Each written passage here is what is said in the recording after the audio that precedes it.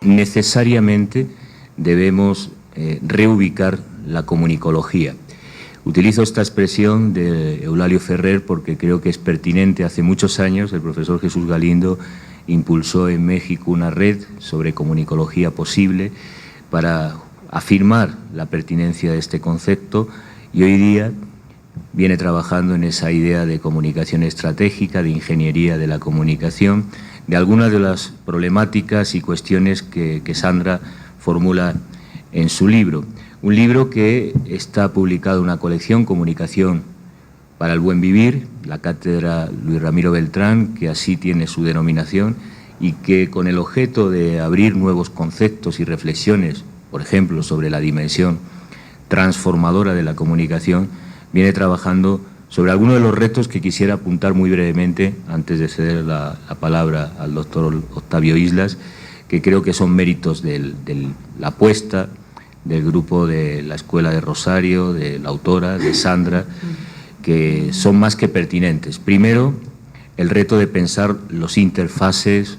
las fronteras. Es un debate que se ha dado mucho en comunicación intercultural, es fundamental por las transformaciones que experimenta la comunicación con la tecnología, y significa pensar justamente en esos espacios liminares donde se dan las transformaciones, el contagio, el contacto, los intercambios, y que habitualmente son relegados en una segunda dimensión o como irrelevantes. Sin embargo, es ahí donde se producen las transformaciones culturales de más amplio calado. La apuesta por la diversidad, esta idea de la comunicación estratégica como una ciencia del encuentro de lo diverso. Esto es un elemento importante porque históricamente la comunicación siempre ha pensado en lo uniforme, en lo estable, en esa figura o mito del hombre medio, en la masa, en la agregación, y en pocas ocasiones ha tratado de complejizar los procesos de intercambio desde la diversidad. Así que esa idea de la comunicación estratégica como ciencia del encuentro y de lo diverso creo que es un aporte significativo. Igualmente, rescatar un elemento que hace muchos años, quienes nos formamos en la Escuela de Sociología Crítica con Jesús Ibáñez, vimos que era importante la relación de hablar, de intervenir y de decidir, y una teoría de la comunicación fundamentada en la teoría de la conversación. Los trabajos pioneros de Gordon Pax y de la sociocibernética apuntan elementos ahí muy significativos que podríamos resumir en el paso de lo semiótico a lo simbiótico. Recientemente editábamos también en CIESPAL un texto del semiólogo José Enrique Finol sobre el cuerpo, corposfera, que es un elemento importante. Cada vez la dimensión emotiva, la dimensión física, corpórea, adquiere una dimensión central en los procesos de comunicación. Paradójicamente, incluso aunque hablemos de una semiosfera virtual o aunque hablemos de las nuevas tecnologías y la cibercultura como una nueva naturaleza. En definitiva, se trata de un paso de unas visiones que han prevalecido en el modelo dominante de la comunicación, unidimensionales, a pensar este modelo en activo de lo multidimensional, de lo dinámico, de lo fluido, o como diría Jesús Ibáñez, pasar de las cuentas a los cuentos, a esa dimensión narrativa, creativa, abierta, dinámica, que constituye la esencia de la comunicación como acción compartida o intersubjetiva. Quisiera rescatar también en algunos de los artículos un elemento que me parece sobremanera importante y que pocos académicos están por la labor de introducir en la universidad. Yo creo que la universidad del presente no tiene futuro si no apuesta por el diálogo de saberes. Hace 2 años nos aprobaron en el Sistema de Ciencia y Tecnología de Colombia, en Colciencias, un proyecto con la Universidad de Medellín, justamente sobre diálogo de saberes, prácticas emancipadoras de los medios comunitarios y de qué manera reconstruir el currículum y el proceso de generación de conocimiento con los propios actores que están ocupando el territorio, sobre todo los jóvenes, a través de los medios comunitarios en dinámicas de participación. Bueno, esa apuesta por el diálogo de saberes, por la conversación, por el encuentro en lo diverso, creo que es una arriesgada y creo que necesaria propuesta de investigación en comunicación estratégica que pocas veces se ve habitualmente en las universidades. Y en ese sentido,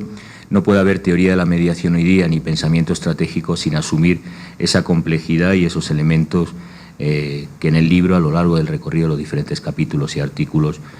viene planteando la autora. Con varias líneas de fuga, yo señalaría por lo menos 6, ¿no? La importancia, por ejemplo, de las emociones y la crisis de la representación o del paradigma informacional, del paradigma representacional en comunicación. Necesitamos pensar el saber poder desde los autodispositivos colectivos, desde la capacidad de autonomía que tienen los sujetos para generar formas de apropiación, no solo de los códigos o de los procesos de interacción, sino de elementos que han sido habitualmente poco desarrollados. Me refiero a todos los elementos de comunicación interpersonal, de comunicación no verbal, de proxemia, que constituyen en el origen de la teoría de la comunicación elementos fundamentales y que, sin embargo, la academia ha relegado por ese paradigma representacional. En tercer lugar, destacaría esta apuesta por el enfoque dialógico, los que defendemos el paradigma freiriano, a reconocer la transitividad, la dimensión dialéctica, dinámica de la información, supone que no puede haber una intervención y transformación desde la comunicación si no es a través del reconocimiento de esa dimensión dialógica y, por tanto, de la complejidad de la vida cuando en conversación, por ejemplo, como decía Jesús Ibáñez, la forma más compleja de comunicación es una fiesta. En una fiesta cada uno es autónomo, organiza su tiempo, el espacio, sus interacciones, los intercambios, no hay predeterminado nada. Pero esa complejidad dinámica de una fiesta, que si uno mapeara en los intercambios o las interacciones descubriría formas de una delicada trazabilidad que muchas veces es indeterminada, imprevisible, es aquí donde está justamente la riqueza de lo humano, de la cultura y de las formas de construcción y transformación de lo local. Señalo esto porque esta afirmación de la dimensión o del enfoque dialógico nos obligaría a explorar la transdisciplinariedad. Creo que en nuestro tiempo son tiempos transversales. Asumir la complejidad es asumir la transversalidad y, por lo tanto, la construcción de nuevos paradigmas desde una visión que algunos, cuando hablamos de comunicación y desarrollo, este concepto ya tan criticado de desarrollo, por eso hablamos de comunicación para el buen vivir, nos obliga a plantear en términos de ecologías de la comunicación los procesos de intercambio que tienen lugar en esas dinámicas transversales, descentradas, fluidas del nuevo paradigma de la comunicación. El mérito de la autora es que ha trabajado no solo conceptos que vienen del paradigma de la complejidad y que están recogidas en la tesis doctoral, muchos de los capítulos que aparecen en el libro son debidos a ese trabajo. Como digo, el mérito de la autora es, además de pensar en este enfoque que es el adecuado para entender el tiempo que vivimos, haber formulado una maestría de formación de comunicadores en esa visión de comunicación estratégica e incluso diseñado, como viene recogido en el libro, metodologías de intervención en comunicación. De la vieja tradición hablaríamos de comunicación y desarrollo local, pero que son elementos importantes. Por reseñar algunos, que no voy a poder, no es el objeto de mi intervención, desgranar lo que harán la propia autora y mis colegas, profesor Islas y Galindo. Recientemente teníamos un congreso de periodismo y mi colega Omar Rincón insistía en un elemento que tampoco es habitual, ¿no? Tiene que ver con la forma, la importancia de la forma y de la narrativa. Él insistía en el tono comunicacional y me alegra encontrar en las páginas tras la lectura que Sandra insiste en el tono comunicacional. Esto sucede como cuando los profesores nos preguntan a los alumnos qué es la telegenia y uno no sabe muy bien exactamente qué explicar porque son elementos difícilmente inasibles con el paradigma representacional o con la lógica cartesiana o racionalista. Estamos hablando de lo fractal, de lo envolvente, de las formas impensables o indescriptibles del tono que justamente marca la diferencia entre una forma de comunicación y otras,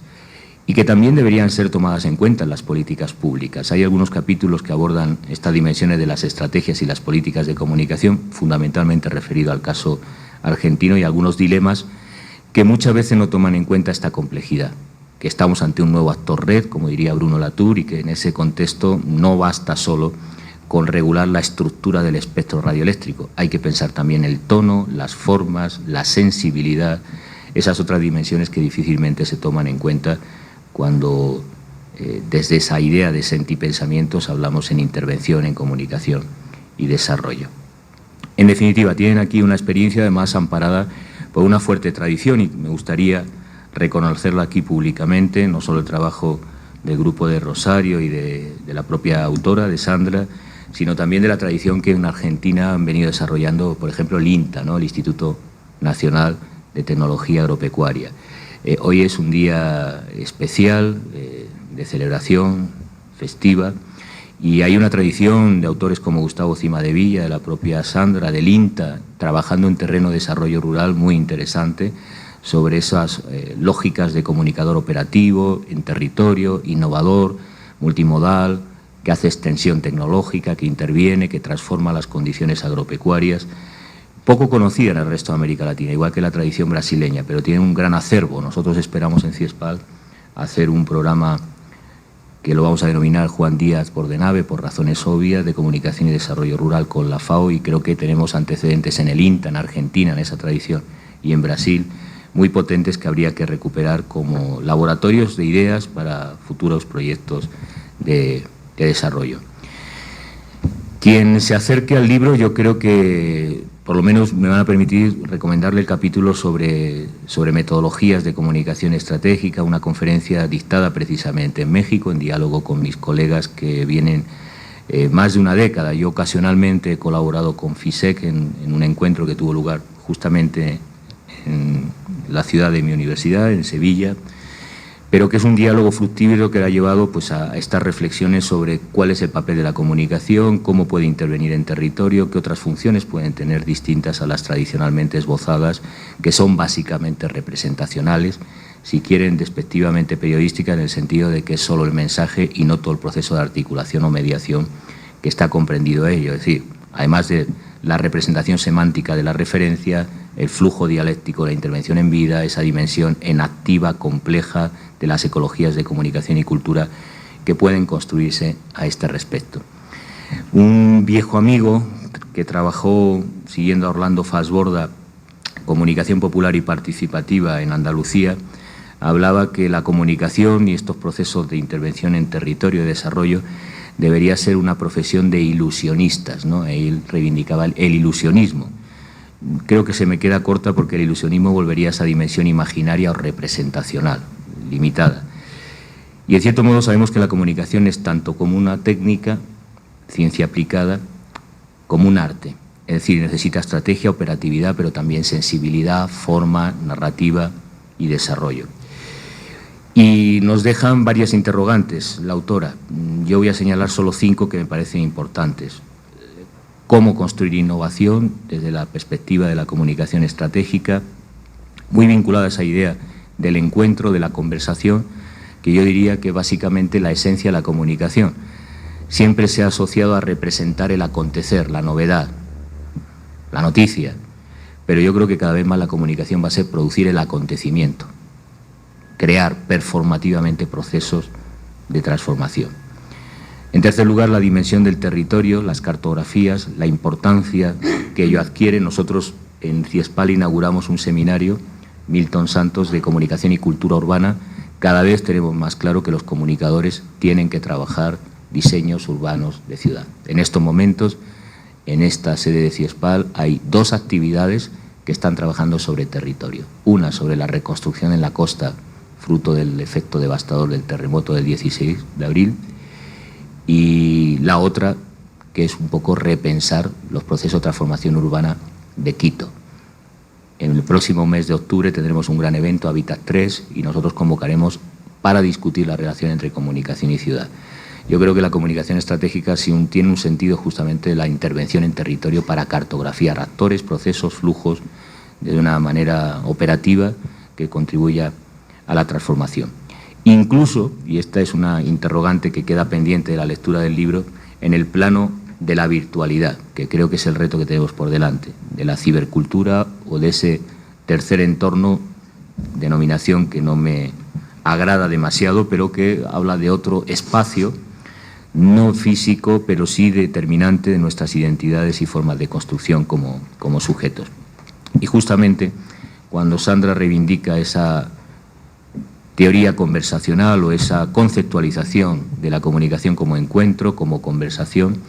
en el fondo lo que está reconociendo es lo que en la comunicación prevalece, que es el deseo, la economía libidinal, la dimensión subjetiva, que es determinante para la construcción de cualquier forma de transformación social, de transformación de los sujetos y de las identidades y, por supuesto, de los territorios, los conjuntos y ecologías culturales.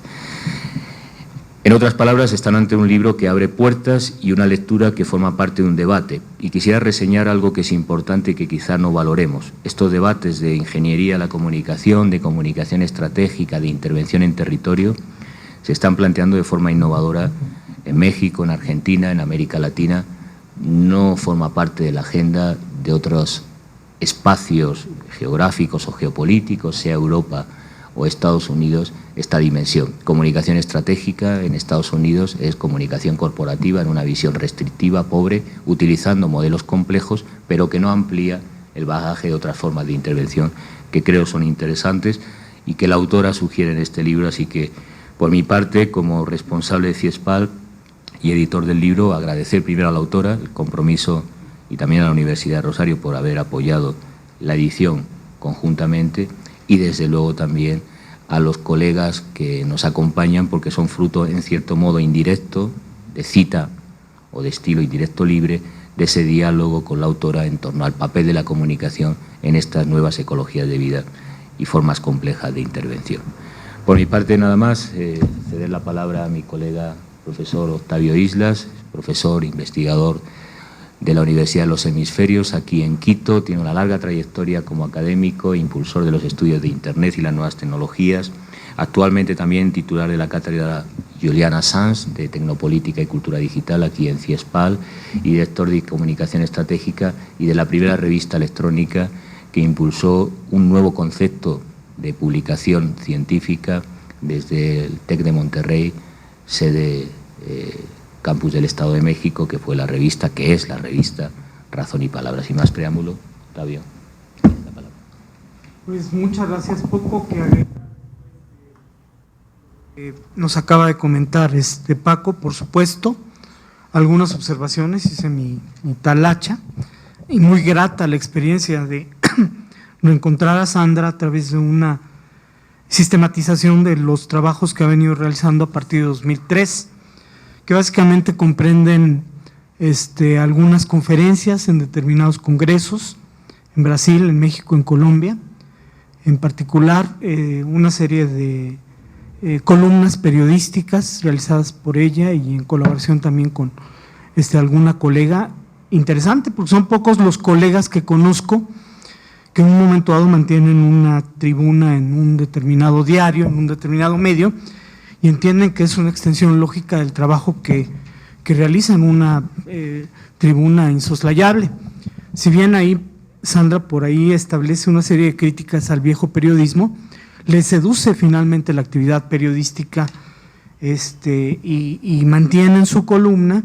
no sé con qué periodicidad, pero recupera una serie de textos en los cuales puede sintetizar buena parte de los grandes trabajos que ha realizado, sus publicaciones y conferencias, y nos disemina una serie de ideas fundamentales de estos trabajos, ¿no? Primero comentarles que el prólogo, como ustedes ya saben, lo realiza Jesús Martín Barbero en 2015 y 3 comentarios con respecto del prólogo. Por ahí una afirmación donde suceden los verdaderos cambios, hoy no es en la tecnología sino en la sociedad. Me provoca porque desde una formación maclugiana entiendo incluso el lenguaje como una tecnología. Y pensaría en un momento dado también en materia de ecología de los medios, que en una tesis muy socorrida de McLuhan, que es We shape our tools and then the tools shape us. Es decir, que nosotros en un momento dado redefinimos, construimos determinadas palancas tecnológicas, y estas palancas tecnológicas tienen un enorme impacto cultural en nosotros y también nos modifican. Entonces nosotros modificamos las tecnologías y estas nos modifican a nosotros, ¿no? Una segunda sobre la visión ideológica de la información, donde nos habla de cierto positivismo que confundió a la comunicación con la transmisión de información, el inventario de autores proscritos, entre ellos Klaus Shannon, Weber, Norbert Wiener, se me ocurren, y la misma teoría matemática de la información que hay que recuperar. Hoy otras ciencias, la cibernética, por ejemplo, la han recuperado, y serían impensables Internet, la inteligencia artificial, Internet de las cosas, incluso los algoritmos fluidos que refiere Sandra Mazzoni, sin la importancia de la teoría matemática de la información. Entonces, sí ya me provoca en un momento dado el señalamiento de don Jesús Martín Barbero, en términos de esta visión que todavía prevalece en cierta academia latinoamericana, de cierto discurso positivista y muy en concreto en los términos que he precisado sobre la teoría matemática de la información, que valdría la pena también analizar si encaja y se cuadra en ese horizonte reflexivo o si definitivamente lo trasciende, y que tenemos que desencorsetar para reconocer todas las posibilidades que ha abierto en otras áreas y campos del conocimiento, ¿no? Desde Internet mismo hasta pues la inteligencia artificial, entre otras cuestiones. Y por último, sobre el nuevo oficio del comunicador, que lo inserta, lo destaca Barbero en términos de las mediaciones, y no como un ingeniero gestor cultural del conocimiento, que se parecería más al perfil que en un momento dado nos propone Sandra, y que Chucho Galindo ha trabajado muy bien en términos generales, ¿no? Luego, ya entrando al libro en cuestión, un señalamiento que sintetiza mucho la preocupación del por qué es recuperable el texto en el sentido más amplio para una comunicología reflexiva, radicaría precisamente en que trasciende el ámbito de la comunicación estratégica, como lo han venido trabajando, comprendiendo marketineros, publicistas, gente que en un momento dado convirtió el concepto de comunicación estratégica en una moda, en una intervención más allá de la imagen, más allá del reflexivo reputacional, pero que tampoco se ubica en términos de la importancia de la gestión del conocimiento, que sobre esa ruta quizás sería el campo más avanzado. Entonces, el mérito de Sandra radica en esta multidimensionalidad de lo fluido, como inserta la comunicación estratégica y las posibilidades en un momento dado que nos abre, incluso en términos de las metodologías que también señaló Paco, entenderlas como dispositivos colectivos que en un momento dado son susceptibles de trazar nuevas rutas, sino una ruta predeterminada, sino campos abiertos que con base en el diálogo propositivo la gente va construyendo en un determinado territorio. Entonces, cada actor implica una serie de mapas, de estos mapas derivamos una metaperspectiva que trabaja sustituyendo ciertos principios de causalidad por sincronicidad. Yo aquí veo una serie de recuperaciones obligadas, ¿no? Pienso en la micropsicología de lo cotidiano de Abraham Moulds y cómo determinadas intervenciones muy puntuales a partir de cómo la gente se apropia de un determinado espacio, qué tipo de prácticas, qué tipo en un momento dado de actividad realiza, y la intervención que en un momento dado establece con el propósito de mejorar ese imaginario, quizás sea uno de los referentes que coinciden en esta búsqueda que nos plantea en términos de acción, en términos de una posición compleja, todo el trabajo de Sandra, ¿no? Entonces, es una exploración transdisciplinaria, una cuestión importante, una investigación en activa, que en un momento dado se nutre fundamentalmente del diálogo y que además cambia el horizonte reflexivo del comunicólogo, ¿no? El comunicólogo no es un descriptor de un proceso necesariamente que está ocurriendo, sino es un actor que, con base en el reconocimiento de esta problemática a partir de la elaboración de matrices socioculturales, puede intervenir favorablemente extendiendo la complejidad, la capacidad de asimilación del mismo sistema hasta constituirlo como, Serrano, una organización habitable, un entorno habitable. De hecho, el concepto de habitabilidad subyace en buena parte del discurso que nos presenta Sandra, ¿no? Y la crítica que realiza a la comunicación anclada en el siglo XX, una comunicación anclada en una serie de certezas, que entre otras exclusiones posibles, además de una visión herméticamente dualista, que rechaza las posibilidades de comprender otros factores más amplios que nutren esta realidad, se confirma a partir de una serie de supuestos, ¿no? Como en un momento dado el tema de la comunicación con base en una serie de escuelas, ¿no? Una serie de escuelas que niegan las emociones, y las emociones resultan fundamentales en esta afirmación de la importancia de la autoorganización, de la fractalidad de lo social, que es parte del recorrido que nos presenta Sandra, y lo multimedial en estas nuevas cartografías, donde precisamente en una conferencia, si no me equivoco, en Colombia, al razonar en un momento dado las posibilidades de lo digital, dice, bueno, pues una de las cuestiones más importantes es que nos permite superar el pensamiento lineal en comunicación e instalarnos en la naturalidad de la red, de esta comunicación en red, que bueno, pues Castells ha trabajado mucho, pero el vértice, el punto de partida, perdónenme, es Marshall McLuhan, ¿no? De estas derivaciones de la especificidad que en un momento dado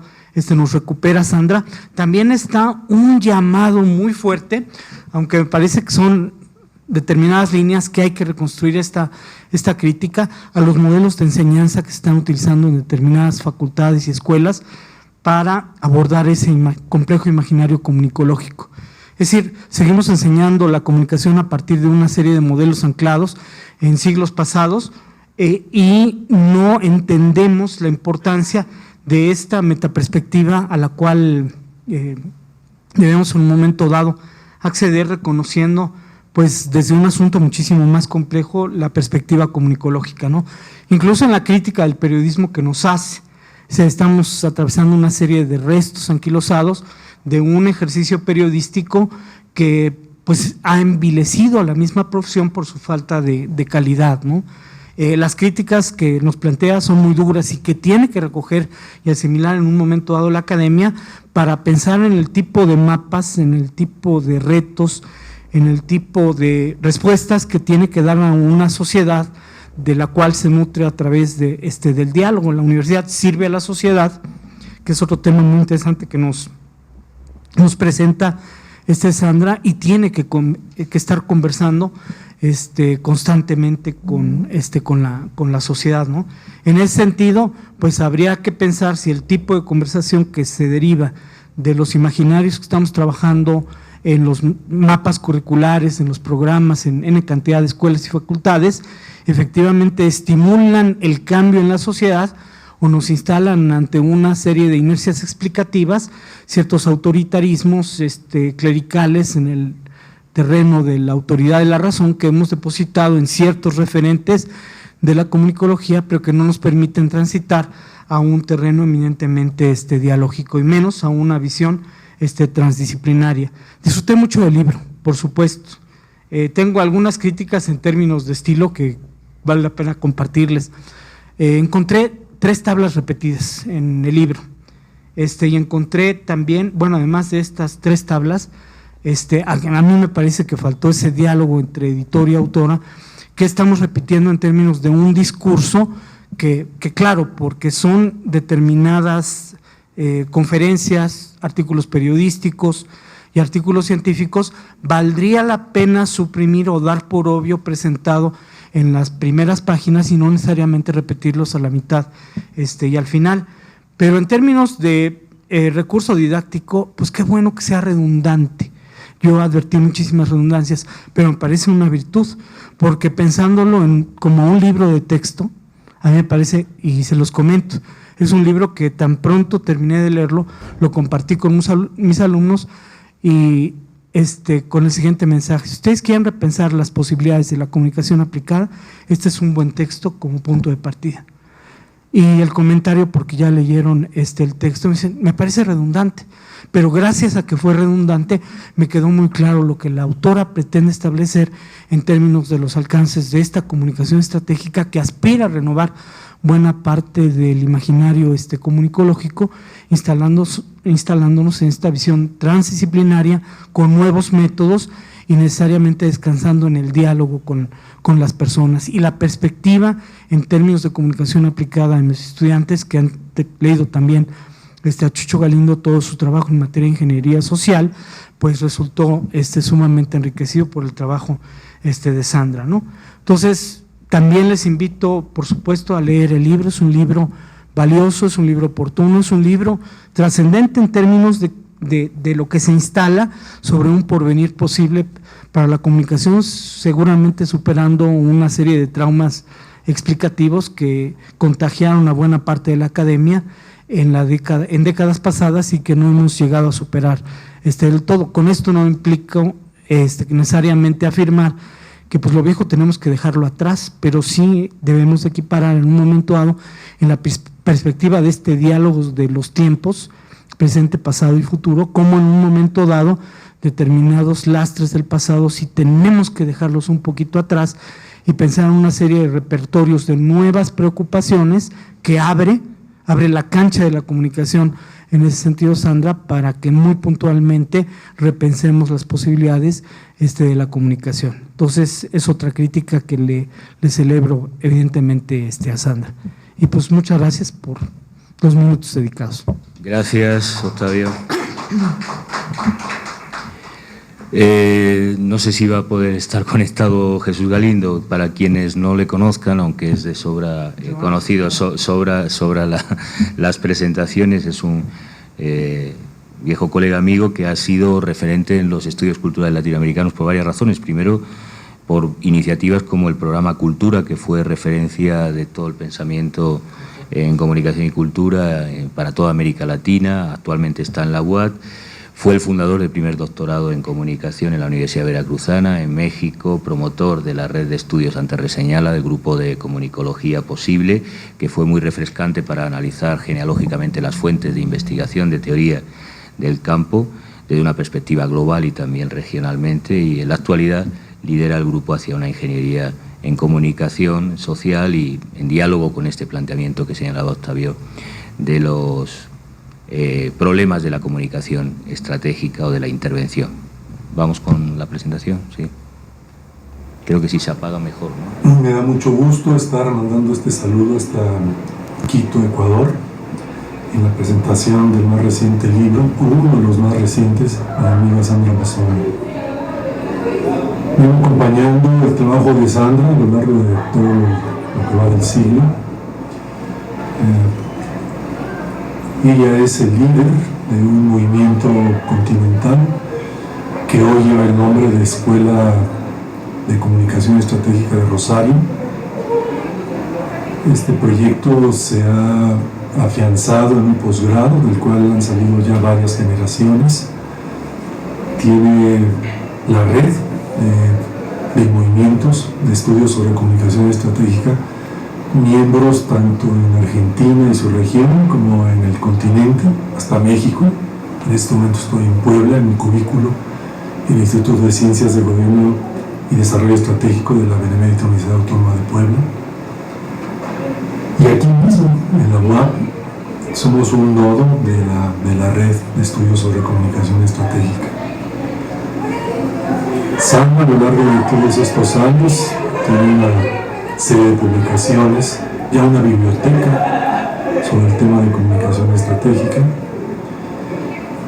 Y este libro es un texto más que viene a enriquecer el acervo bibliográfico, que ya empieza a ser más que suficiente, una herencia para las generaciones futuras que les interese conocer los antecedentes de este campo de estudios en el futuro. Así que estamos muy contentos por la presentación del libro, estamos muy contentos porque este nuevo texto se agrega a la Biblioteca de Comunicación Estratégica de Sandra Mazzoni y en general a la Biblioteca de Estudios sobre el Pensamiento Estratégico y la Comunicación en español en nuestro continente para todo el mundo. Saludos a Quito. Sandra está ya en línea, ¿no? Está escuchando, así que adelante, Sandra. Escuchándoles a los comentaristas, da ganas de leer ese libro, así que Bueno, veo también con mucho gusto en el salón algunas personas conocidas, así que les agradezco que estén allí en este lanzamiento del libro. Un poco los autores los comentaristas ya lo han dicho todo. Un poco tomaría como un comentario extra algunas de las cosas que apunté de lo que iba escuchando, ¿no? En principio, creo que lo que el libro hace justamente es invitarnos a un poco no dejar atrás, porque tanto Paco como Octavio han hablado de ciertas críticas a autores, teorías, escuelas. Creo que justamente lo que estamos proponiendo desde esta metaperspectiva es, por el contrario, una valoración crítica y una valoración valorativa y crítica, diría, de cada uno de esos aprendizajes que hemos tenido los comunicadores en la historia que compartimos de despliegue de el saber comunicacional. Entonces digo, de lo que se trata justamente, de lo que el libro propone, más bien es una invitación a abordar la multidimensionalidad de lo comunicacional, asumiendo que quizás hemos estado, diría yo, un poco fascinados por algunos de los procesos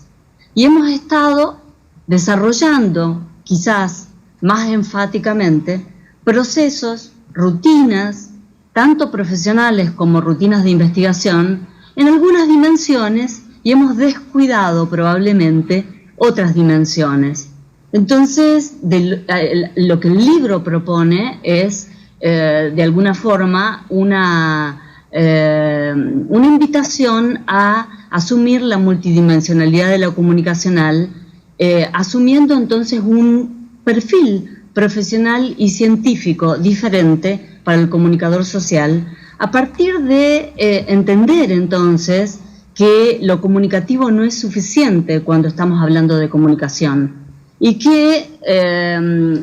las dimensiones tradicionales, que han sido la dimensión informativa y la dimensión ideológica, tampoco resultan pertinentes para todas las instancias de la comunicación, sino que más bien denuncia, crítica y información, que son los más habituales, son procesos comunicacionales que se restringen a lo comunicativo y que por lo tanto tienen algunas características. Por ejemplo, nos ayudan a mirar lo que ya ocurrió, pero no nos ayudan a los futuribles. Entonces, la comunicación estratégica propone redefiniciones del comunicador, redefiniciones de la comunicación, en términos que ya, han anticipado los comentaristas, ¿no? Pero con este objetivo, con el objetivo de proponer metodologías, técnicas y herramientas que nos permitan el despliegue de lo comunicacional en otros registros, y no solo en el registro de lo comunicativo. ¿Por qué? Porque lo comunicativo permite establecer puntos de vista, y lo comunicacional, que incluye lo comunicativo pero lo rebasa, se enfoca más bien en el punto de encuentro y no en el punto de vista solamente. Tampoco descarta el punto de vista, sino que lo que hace es, a partir de asumir esta redefinición y este recorte específicamente comunicacional, a partir de asumir a la comunicación como un saber disciplinar con su especificidad, es una cosa muy reciente, pero hay muchas universidades que ya están reconociendo a la comunicación como una disciplina. Entonces, lo que estamos haciendo es desplegando en este libro ese registro, ¿no? Ese registro de la especificidad del comunicador y de la comunicación, para abrirnos a esta multidimensionalidad, ¿no? A partir de rutinas nuevas, técnicas nuevas, herramientas nuevas, metodologías nuevas, en el campo profesional y en el campo científico. En ese sentido digo No se trata de dejar atrás, se trata de integrar. Se trata de integrar a partir de este nuevo recorte, de esta nueva mirada, que implicaría el reconocimiento de los autodispositivos colectivos como un recorte específicamente comunicacional, distinto entonces del recorte que pueden hacer los sociólogos, distinto del recorte que pueden hacer los psicólogos, distinto del recorte que pueden hacer muchas otras disciplinas. Un poco ese es el núcleo duro de este libro, ¿no? Un núcleo duro que estamos explorando desde muchos grupos, algunos han sido mencionados, ¿no? En experiencias muy enriquecedoras también, y experiencias de los últimos años, ¿no? Porque este trabajo tiene apenas unos 20 años, ¿no? de desarrollo.